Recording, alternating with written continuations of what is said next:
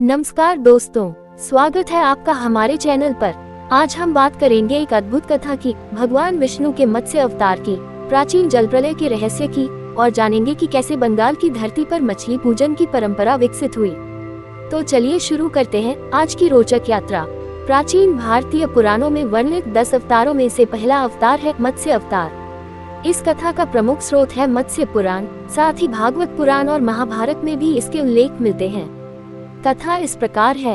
एक बार सत्ययुग में मनु नामक एक धर्मपरायण राजा नदी के तट पर जल से आचमन कर रहे थे। तभी एक छोटी सी सुनहरी मछली उनके कर में आ गई।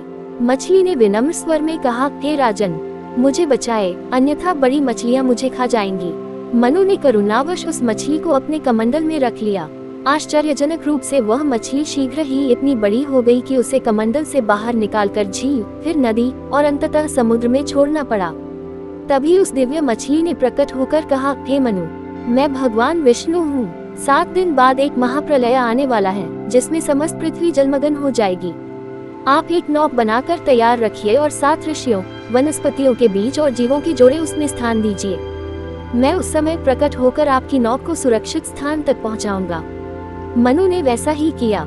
7 दिनों बाद भीषण प्रलय आया। समुद्र का जल चारों ओर फैल गया।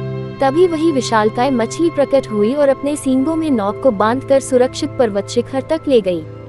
इस प्रकार भगवान विष्णु ने मत्स्य रूप में सृष्टि की रक्षा की और मानवता को नष्ट होने से बचाया। दोस्तों, ये कथा केवल भारत में ही नहीं, दुनिया भर में बाढ़ और जल प्रलय की कथाएं मिलती हैं। बाइबल में नोह की कथा है, जिन्होंने एक जहाज बनाकर जीवन की रक्षा की। मेसोपोटामिया के गिलगमेश महाकाव्य में भी एक प्रलय की कथा मिलती है। यूनानी मिथक में डोइकेलियन और पिरा की कथा है। संभवतः ये कथाएं इस बात को दर्शाती हैं कि प्राचीन सभ्यताएं, जो नदियों के किनारे बसी थी, बार बार आने वाली बाढ़ों का अनुभव करती थी, और उन बाढ़ों के प्रति एक सांस्कृतिक स्मृति के रूप में ये कथाएं आकार लेती गई। बंगाल, जो गंगा ब्रह्मपुत्र डेल्टा में स्थित है, वहाँ भी बाढ़ एक सामान्य प्राकृतिक घटना रही है। अतः यहाँ की सांस्कृतिक चेतना में जल, जीवन और विनाश की अवधारणा गहराई से जुड़ी हुई है। अब आइए समझते हैं बंगाल में मछली पूजन का क्या महत्व है। बंगाल की लोक संस्कृति में मछली को समृद्धि, सौभाग्य और प्रजनन शक्ति का प्रतीक माना जाता है। बंगाली विवाह में मछली का अत्यंत महत्वपूर्ण स्थान है। मत्स्य युग्म यानी 2 मछलियों का जोड़ा शुभ माना जाता है और दुल्हन के घर भेंट स्वरूप भेजा जाता है। बंगाल में लोकप्रिय देवी मनसा देवी, नाग देवी की कथा में भी जल और मछली की उपस्थिति अप्रत्यक्ष रूप से रहती है। मनसामंगल काव्य में जल और जीवन के संरक्षण की बातें की गई हैं।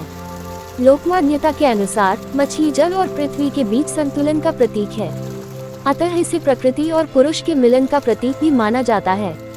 यद्यपि बंगाल में भगवान विष्णु के मत्स्य रूप की सीधी पूजा बहुत सामान्य नहीं है, फिर भी मत्स्य का सांस्कृतिक महत्व अत्यंत गहरा है।